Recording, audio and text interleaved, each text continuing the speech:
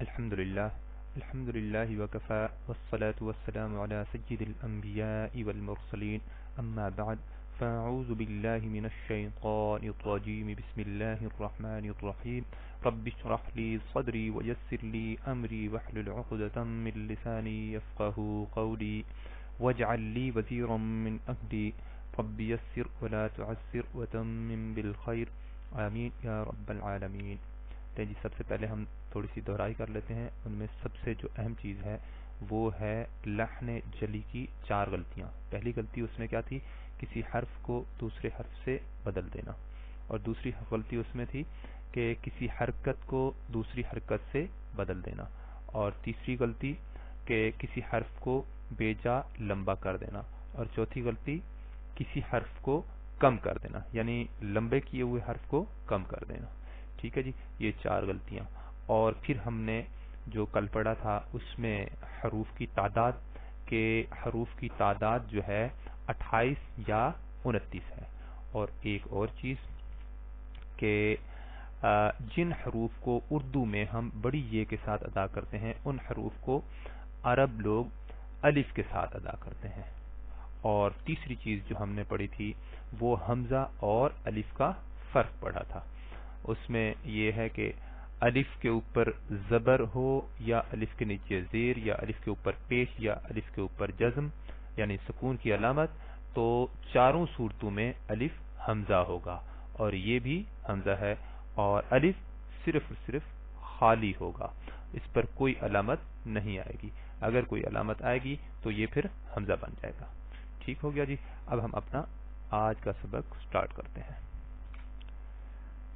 آج کا ہمارا جو سبق ہے اس کے اندر ہم نے جو پہلی چیز پڑھنی ہے وہ ہے اصول مخارج، یعنی حروف کے مخارج کے مواقع۔ مواقع کا مطلب جہاں سے حروف ادا ہوتے ہیں، جہاں سے حروف نکلتے ہیں، ان کے مواقع کل 5 ہیں۔ پہلا کیا ہے؟ جوف دہن، یعنی جوف دہن سے بھی حروف نکلتے ہیں، منہ کا خالی حصہ۔ اور دوسرا ہے حلق، تیسرا ہے زبان، اور چوتھا ہے ہونٹ، اور پانچواں خیشوم۔ جوف دہن منہ کا خالی حصہ، حلق گلے کو کہتے ہیں، اور زبان بھی حروف زبان کے ذریعے سے بھی ادا کیے جاتے ہیں، اور اسی طرح ہونٹوں کے ذریعے سے بھی ادا کیے جاتے ہیں، اور اسی طرح ناک کا جو خلا ہے اس سے بھی غنہ ہو گیا یا اخفا ہو گیا وہ ادا ہوتا ہے۔ تو اس کا مطلب کیا ہے کہ 5 جگہیں ہیں جہاں سے حروف کی ادائیگی ہوتی ہے: جوف دہن، حلق، زبان، ہونٹ اور خیشوم۔ اب ہم آگے دیکھتے ہیں حروف کے مخارج۔ تو یہاں پہ ٹھہر کے میں تھوڑا سا آپ کو یہ بتاتا ہوں کہ پہلے جو ہماری ترتیب ہے اس میں ہم حروف اپنا پڑھ لیں گے انشاءاللہ، اس کے بعد ہم حرکات پڑھیں گے، اور حرکات پڑھنے کے بعد ہم ساتھ انشاءاللہ قرآن مجید بھی شروع کر دیں گے، اور ساتھ ساتھ جو قواعد باقی بچ جائیں گے وہ ساتھ ساتھ پڑھتے چلے جائیں گے، اور اس طرح ہم انشاءاللہ اپنا کورس مکمل کریں گے۔ اچھا جی، اب یہ پہلے 3 حروف ہیں، الف، واو، یا، یہ بحالت حروف مدہ ہیں، یہ بھی جوف دہن سے یعنی منہ کے خلا سے ادا ہوتے ہیں، اور ان کو ہم الگ سے حروف مدہ کے طور پر پڑھیں گے انشاءاللہ۔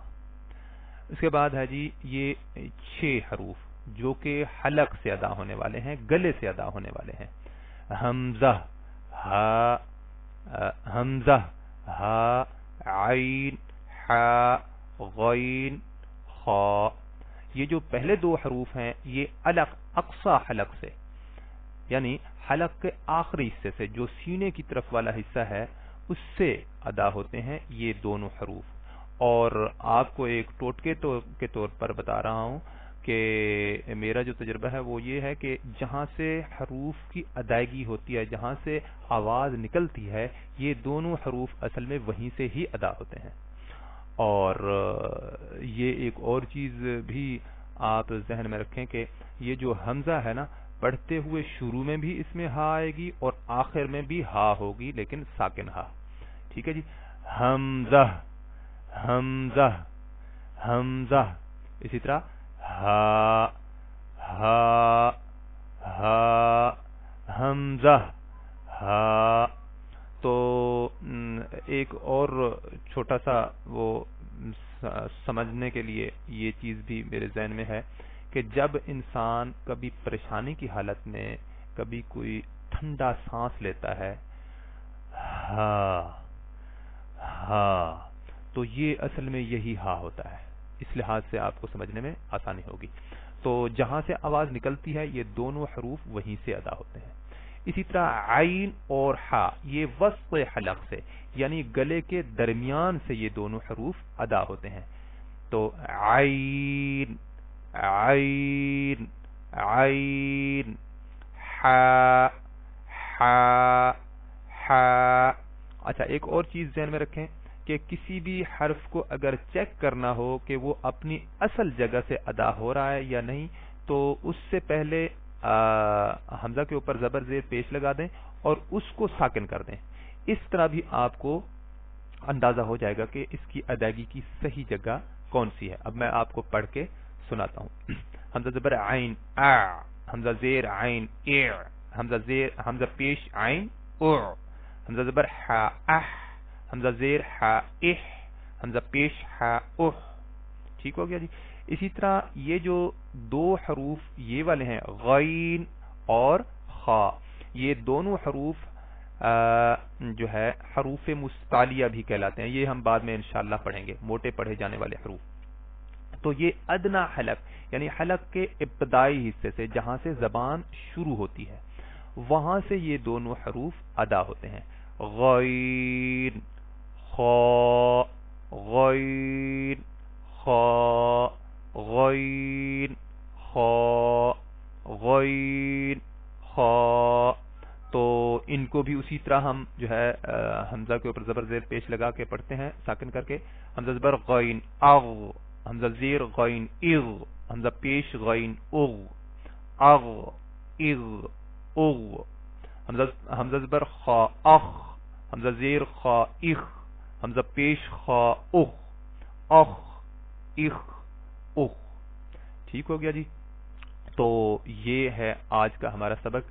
اس کو آپ نے اچھے طریقے سے تیار کرنا ہے. حروف اگر آپ کے ٹھیک ہو گئے تو آپ ایسے سمجھیں تقریباً آپ کی تجوید ٹھیک ہو جائے گی. اور اسی طرح پھر اس کے ساتھ ساتھ جو ہے اگر حرکات ٹھیک ہو گئیں تو انشاءاللہ اس میں بہت حد تک یعنی آپ ایسے سمجھیں لحن جلی کا تقریباً مسئلہ ہمارا حل ہو جائے گا. جو حرام غلطیاں ہیں حروف اور حرکات اگر ہماری ٹھیک ہو جاتی ہیں تو اس میں پھر لحن جلی کا تقریباً مسئلہ حل ہو جائے گا.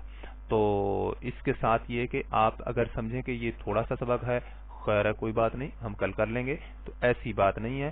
اگر یہ روزانہ کا روزانہ آپ کام کریں گے تب بات بنے گی. اس کی جو پریکٹس ہے نا وہ آدھا آدھا پونا پونا گھنٹہ کرنے کی ضرورت ہے آپ کو.